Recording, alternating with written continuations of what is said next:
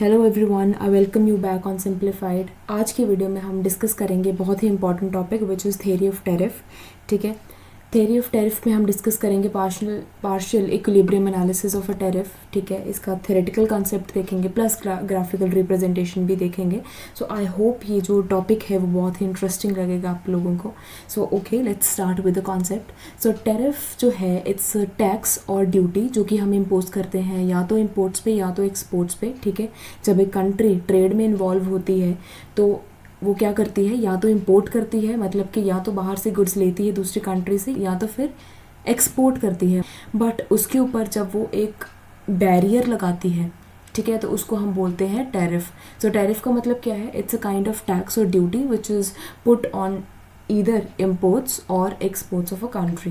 ठीक है, now since this is a concept of trade protectionism, it is of two types. One is tariff and non tariff. ठीक है, tariff में जो है हमारा एक आता है ad valorem tax and specific tax आता है। ठीक है, और non tariff में आता है हमारा कोटा सिस्टम। सो एड वैलोरम टैक्स जो है, एड वैलोरम टैक्स क्या है कि कुछ परसेंटेज जो है गवर्नमेंट सेट कर देती है, ठीक है, इम्पोज कर देती है क्वांटिटीज़ पे।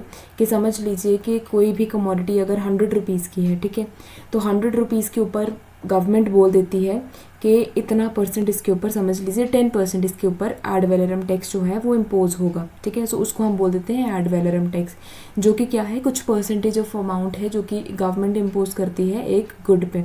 ठीक है, वेरी स्पेसिफिक गुड क्या है कि स्पेसिफिक गुड में गवर्नमेंट बोलती है कि प्राइस का कोई लेना देना नहीं है, प्राइस कितना भी हो सकता है, बट 10 रुपीज़ जो है वो चार्ज होगा। अगर गुड कॉस्टली है, समझ लीजिए 100 रुपीज़ की है, ठीक है, तो समझ लीजिए गवर्नमेंट बोलती है कि 5 रुपये चार्ज होगा ही होगा। स्पेसिफिक टैक्स में जो प्राइस है कमोडिटी का वो 100 भी हो सकता है, 200 भी हो सकता है, 300 भी हो सकता है, बट जो टैक्स है, ठीक है, वो स्पेसिफिक ही रहेगा, मतलब it will be 5 rupees only. ठीक है, प्राइस जो है वो फ्लक्चुएट कर सकता है, बट जो टैक्स है वो 5 रुपीज़ ही रहेगा। ठीक है, so this is ad valorem and specific tax. ठीक है, now if we see the effects of tariff, अगर हम टैरिफ इम्पोज करते हैं ट्रेड पे तो उसका जो इम्पैक्ट है या फिर उसके जो इफ़ेक्ट्स हैं वो क्या होंगे। ठीक है, सबसे पहले तो जो डोमेस्टिक प्राइजेज़ हैं of imported goods they will increase. ठीक है, टैक्स जब गवर्नमेंट इम्पोज करती है तो जो एडेड कॉस्ट होती है उस प्रोडक्ट में वो कौन पे करता है? कंज्यूमर पे करता है। ठीक है, तो जो प्राइस है कमोडिटी का वो राइज कर जाता है। अब जो डोमेस्टिक कंजम्पशन है ऑफ इम्पोर्टेड गुड्स जो है वो डिक्रीज हो जाएगी। अगर किसी बंदे को अगर कोई कमोडिटी 1 रुपये में मिल रही है और टैरिफ इम्पोज करने के बाद the price of that commodity rises to ₹2, so of course we will avoid consuming that commodity, है ना। तो जो उसकी कंजम्पशन है, कंजम्पशन लेवल जो है वो डिक्रीज हो जाएगा। Third point is that domestic protectionism will increase, है ना। फोर्थ पॉइंट है इसका, revenue of the government will increase. ठीक है, पहले जब ऑटार्की की सिचुएशन थी, जब ऑटार्की का मीनिंग क्या है, there is no involvement of trade. ठीक है, ऑटार्की का मीनिंग क्या है कि ट्रेड की इन्वॉल्वमेंट नहीं है। तो जब ट्रेड की इन्वॉल्वमेंट नहीं थी तो गवर्नमेंट का रेवेन्यू क्या था? कोई रेवेन्यू नहीं था उसका। बट जब टैरिफ इम्पोज करना स्टार्ट करा तो जो गवर्नमेंट का रेवेन्यू है वो इंक्रीज कर गया। अब हम जब पार्शियल इक्विलिब्रियम एनालिसिस करेंगे, जब हम ग्राफिकल रिप्रेजेंटेशन को डिस्कस करेंगे तो हम वहाँ पे ये सब चीज़ें भी ग्राफिकल ग्राफ से हम डिस्कस करेंगे इन सब चीज़ों को। ठीक है, फिफ्थ पॉइंट क्या है कि जो इनकम डिस्ट्रीब्यूशन ऑफ इनकम है, it goes from consumption to consumer to producer. Fifth point है जो डिस्ट्रीब्यूशन ऑफ इनकम है ना, वो कंज्यूमर से चली जाती है प्रोड्यूसर को। ठीक है, एंड इनएफिशिएंसीज आ जाती हैं, मतलब कि हमें डेड वेट लॉस भी हमें देखने को मिलता है। ठीक है, so now let's discuss about the partial equilibrium analysis of tariff. ठीक है, पार्शियल इक्विलिब्रियम हम कब डिस्कस करते हैं? जब हम एक स्मॉल मार्केट केस डिस्कस करते हैं। ठीक है, so this says that this is appropriate in a small country case only. ठीक है, now this is our graph and this is our demand of commodity X and this is our supply of commodity X. ठीक है, and जो ये है this is equilibrium point when there is no involvement of trade, मतलब कि यहाँ पे जो है ऑटार्की सिचुएशन है जब हमारी, तो यहाँ पे इक्विलिब्रियम हमारा क्या है? ई। ठीक है, दिस इज इक्विलिब्रियम सिचुएशन जहाँ पे commodity 30x is demanded and supplied. ठीक है, तो यहाँ पे 30 कमोडिटी जो है एंड 30 कमोडिटी जो है डिमांड करी जा रही है एंड सप्लाई करी जा रही है एट प्राइस 3। ठीक है, what is the price here? 3। ठीक है, this is our free trade foreign supply curve, ठीक है। यहाँ पे हमने टैरिफ जो है इम्पोज नहीं करा है, ठीक है। ये जो सप्लाई कर्व है हमारी, this is infinite and this curve says that when no tariff is imposed, तो वहाँ पे जो हमारी कंजम्पशन है वो हो रही है 70x, मतलब 70 यूनिट्स ऑफ कंजम्पशन हो रही है हमारी, और हमारी प्रोडक्शन कितनी हो रही है, डोमेस्टिक प्रोडक्शन कितनी हो रही है 10 यूनिट्स की, ठीक है। 70 जो है हमारी कंजम्पशन है और 10 जो है हमारी प्रोडक्शन है, और बीच में जो 60 यूनिट्स है ना, ये हम कर रहे हैं इम्पोर्ट, ठीक है। बट यहाँ पे सिचुएशन कौन सी है, फ्री ट्रेड वाली सिचुएशन है, मतलब यहाँ पे जो टैरिफ है वो इम्पोज नहीं हुआ है, ठीक है। बट जब हम टैरिफ, जब हमारी गवर्नमेंट जो है वो 100% एड वैलोरम टैक्स जो है इम्पोज करती है, तो हमारी कर्व क्या आती है, foreign supply curve plus trade. This two is infinite curve, but यहाँ पे प्रोडक्शन हमारी कितनी आती है 20 यूनिट्स एंड कंजम्पशन हमारी कितनी आती है 50 यूनिट्स, ठीक है। सो यू सी कि जो कंजम्पशन लेवल है वो डिक्रीज़ करता है जब गवर्नमेंट जो है वो टैरिफ इम्पोज करती है, तो हमारी कंजम्पशन जो है वो रिडक्शन आती है कंजम्पशन में एंड इंक्रीज आता है प्रोडक्शन में, ठीक है। तो यहाँ पे जो प्रोडक्शन है वो कितने से इंक्रीज हुई 10 यूनिट से, वेयर एज कंजम्पशन जो है वो कितने से रिड्यूस हुई 20 यूनिट से। And the most important part is, जब हमने टैरिफ जो है इम्पोज करा, जब गवर्नमेंट ने टैरिफ इम्पोज करा, तो हमारा प्राइस कितना राइज हुआ फ्रॉम 1 to 2। फ्रॉम 1 to 2 क्यों, बिकॉज यहाँ पे उन्होंने बोला है कि हमारा एड वैलोरम टैक्स जो है कितना आया है 100 यूनिट्स, ठीक है। एड वैलोरम टैक्स हमारा कितना आया है 100%, मतलब कि जो गवर्नमेंट है उसने 100% एड वैलोरम टैरिफ जो है वो इम्पोज करा है, जिससे हमारा जो प्राइस है वो राइज करा है $2, ठीक है। जब हमारा प्राइस राइज कर जाता है, तो आई टोल्ड यू कि जब प्राइस ही राइज कर गया किसी कमोडिटी का, तो हम उसकी कंजम्पशन कम कर देंगे। दैट इज़ द रीज़न कि यहाँ पे जो 20% डिक्रीज़ आया है कंजम्पशन में, वो इसी कारण आया है। बट इंक्रीज़ आया है किसमें, प्रोडक्शन में, ठीक है। So from here you get to know कि हमारा जो कंजम्पशन इफेक्ट है वो कितना आया है 20x का, ठीक है। यहाँ पे आया ना 20x का, क्या आया है हमारा consumption effect, which is BN, whereas production effect is of 10 units which is CM, ठीक है। ट्रेड इफेक्ट हमारा कितना आता है, ट्रेड इफेक्ट आता है हमारा कंजम्पशन प्रोडक्शन प्लस कंजम्पशन को इन्वॉल्व करके। सो कंजम्पशन प्लस प्रोडक्शन को जब हम इन्वॉल्व करते हैं तो कितना बनता है हमारा 30 यूनिट्स ऑफ X, जिसमें हमारा कंजम्पशन जो है is of 20 units of X and जो हमारा प्रोडक्शन है which is of 10 units of X। सो हमारा BN प्लस CM जो बना इसको, सो हमारा BN प्लस CM बना ट्रेड इफेक्ट। वेराज रेवेन्यू इफेक्ट क्या पड़ा, यहाँ पे जो है वो अटार की सिचुएशन थी, आई टोल्ड यू। यहाँ पे हमारा कोई भी टैरिफ जो था इन्वॉल्व नहीं था, बट जब हमने टैरिफ इन्वॉल्व करा, जब गवर्नमेंट ने टैरिफ इम्पोज करा, तो प्राइस बढ़ गया, है ना। तो जो एक्स्ट्रा प्राइस है वो किसको जाएगा, उसका रेवेन्यू किसको जाएगा, गवर्नमेंट को।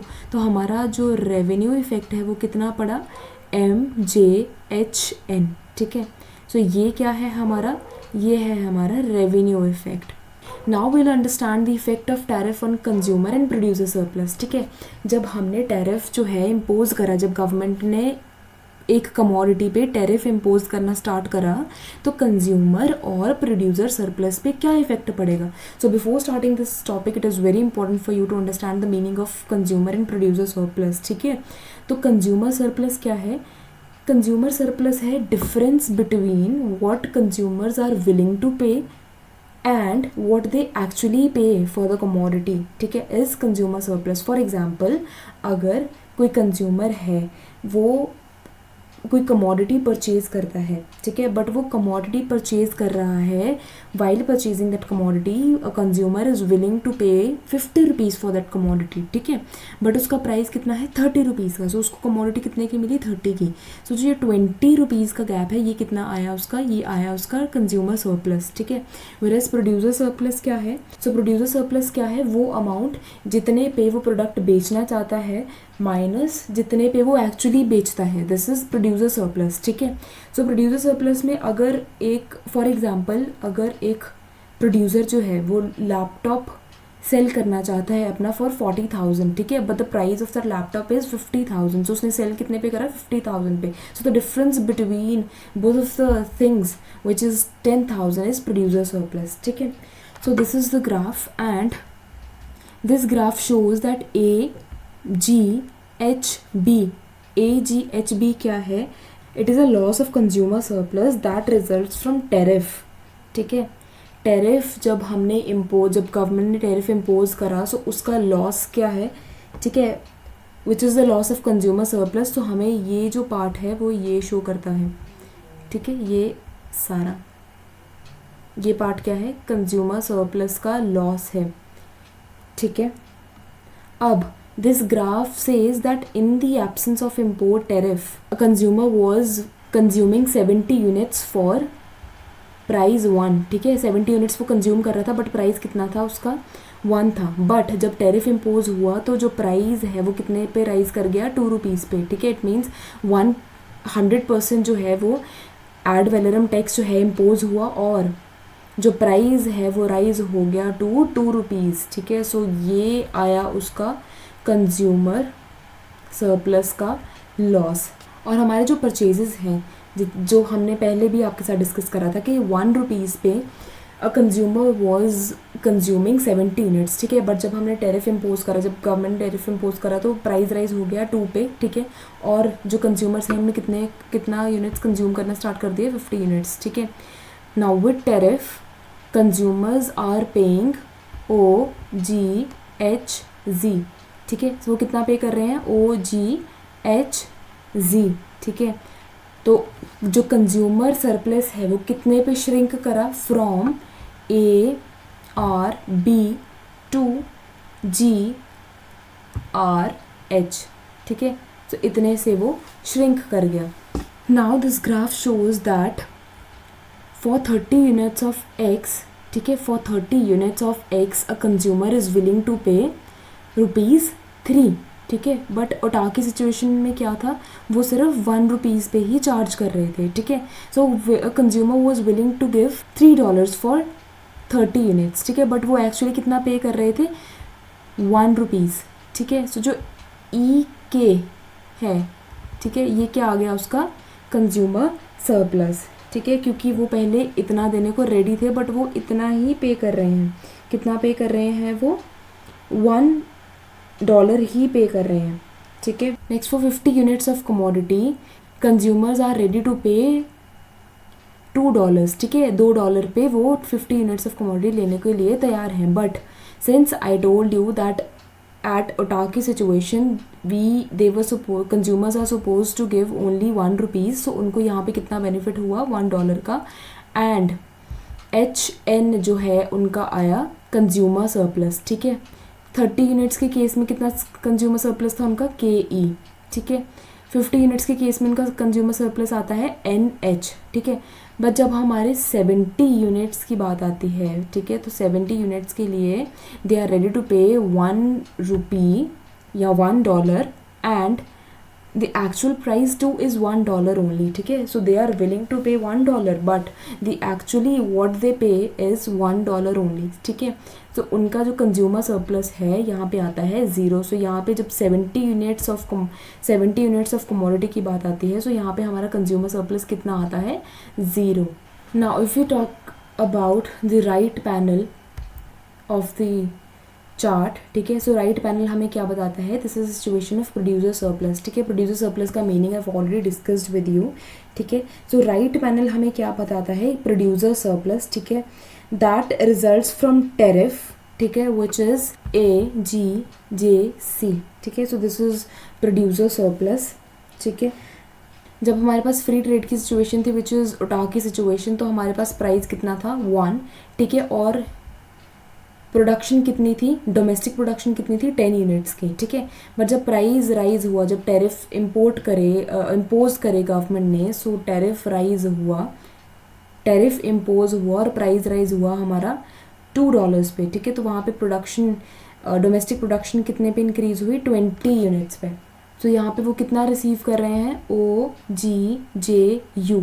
और OGJU कौन सी सिचुएशन है? After imposition of tariff. ठीक है, when they start producing 20 units of commodity X, who nation 2. So this situation shows that there is an increase in the revenue of producers. ठीक है, which is AGJU.